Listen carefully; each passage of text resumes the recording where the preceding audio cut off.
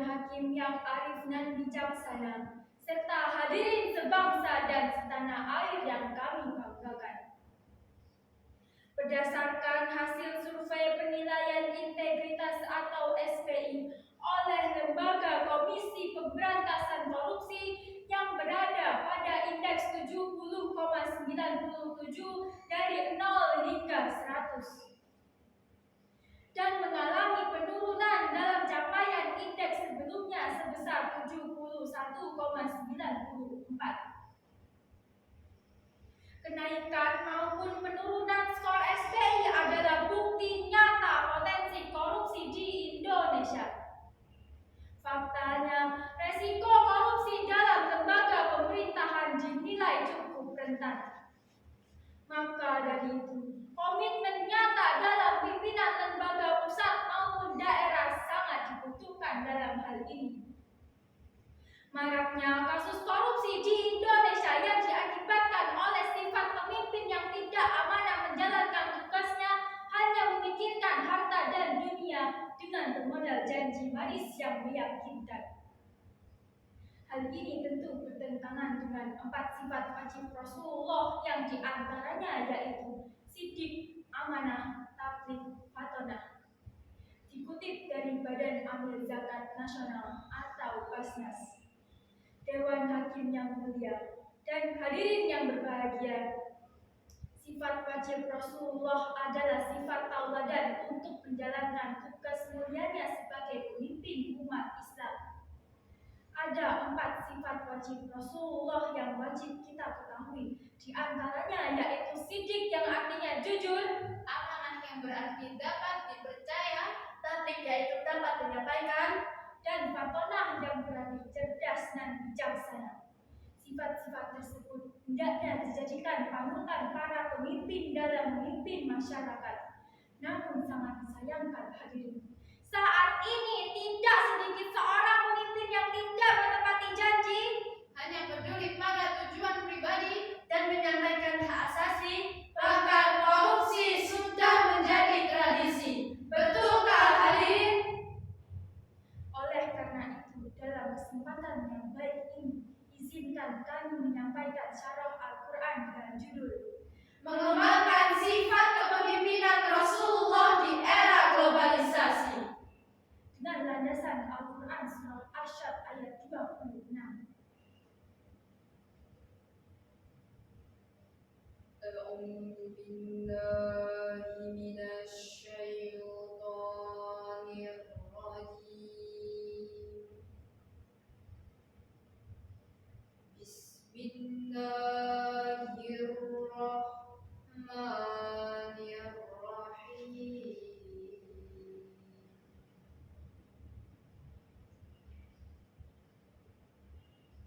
Ya Daud, inna ja'alnaka khalifatan fil ardh.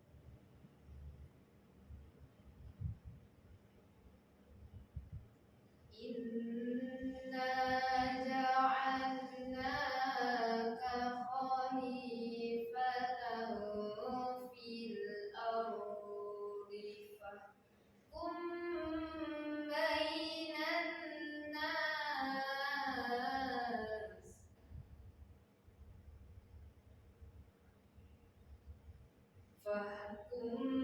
bainan nasi bil haqq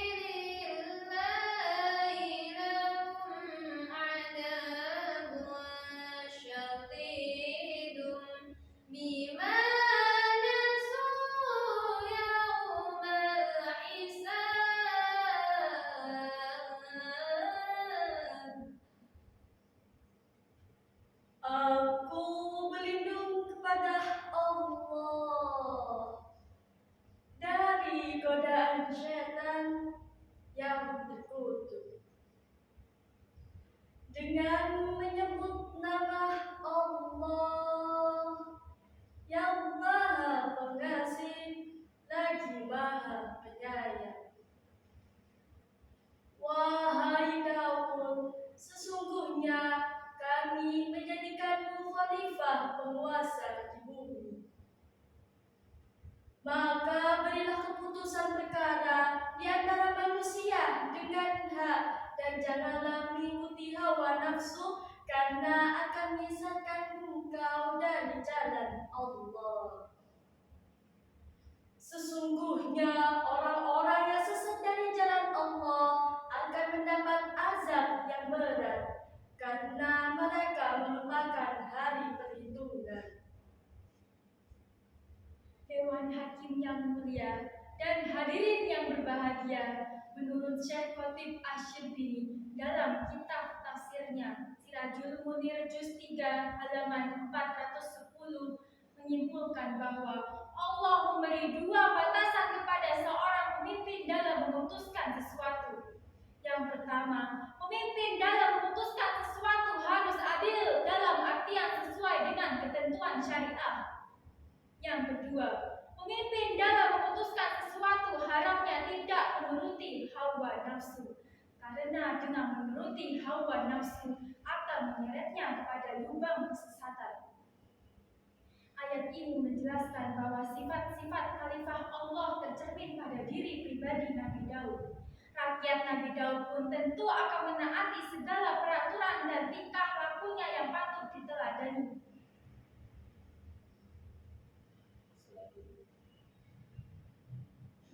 Selanjutnya, Allah menyuruh Nabi Daud untuk memberi keputusan terhadap perkara antara manusia dengan keputusan yang adil, dengan berpedoman kepada wahyu yang diturunkan kepadanya.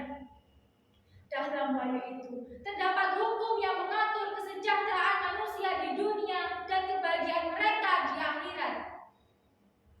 Dengan hal ini, Allah melarang Nabi Daud untuk menurutkan hawa nafsunya dalam melaksanakan segala macam urusan yang berhubungan dengan kesejahteraan dan kebahagiaan manusia di dunia dan akhirat.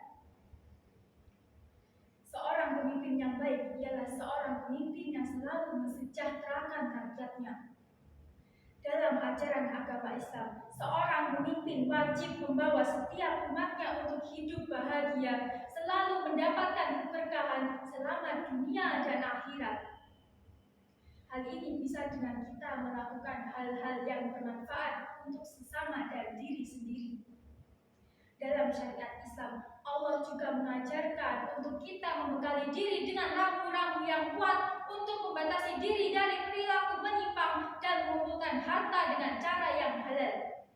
Sebagaimana firman Allah dalam Al-Quran Surah Al-Zalzalah ayat 7 hingga 8.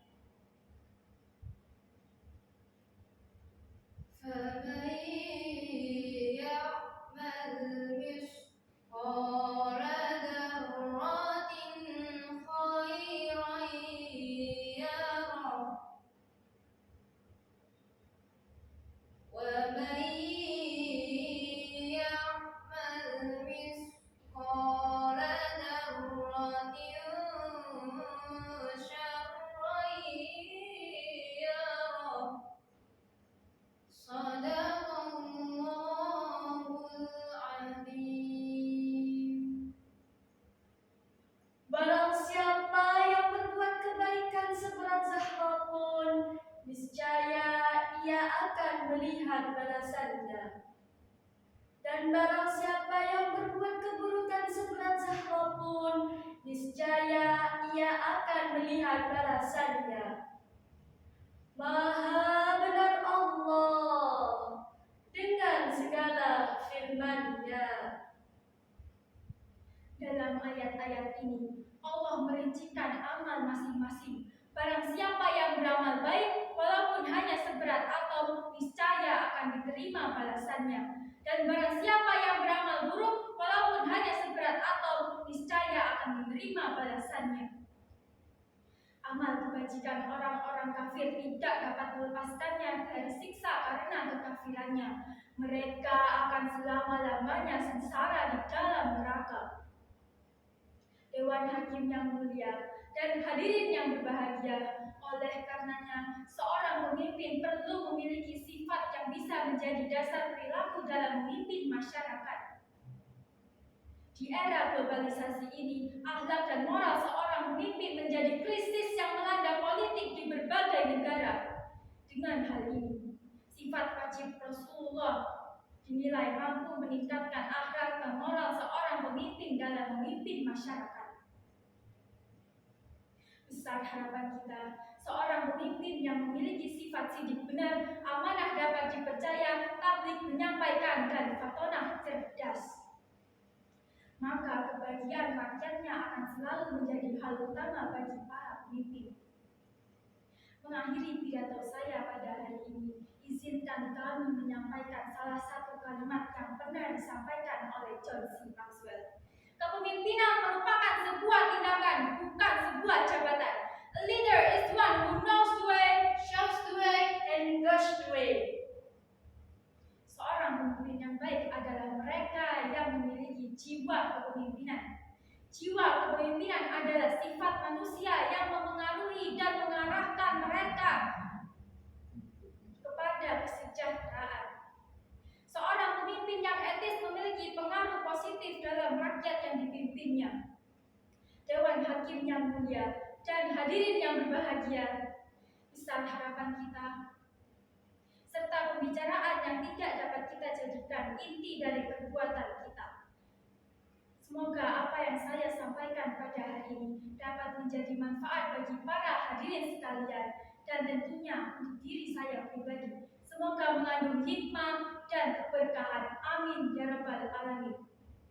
Setiap perkataan pasti ada kesalahan, apalagi saya hanya manusia biasa. Sebelum saya tutup pidato saya ini, saya mohon maaf jika ada perkataan yang kurang berkenan di hati para hadirin. Yang benar datangnya dari Allah dan yang salah datangnya dari kami pribadi. Sekian dan terima kasih. Wassalam.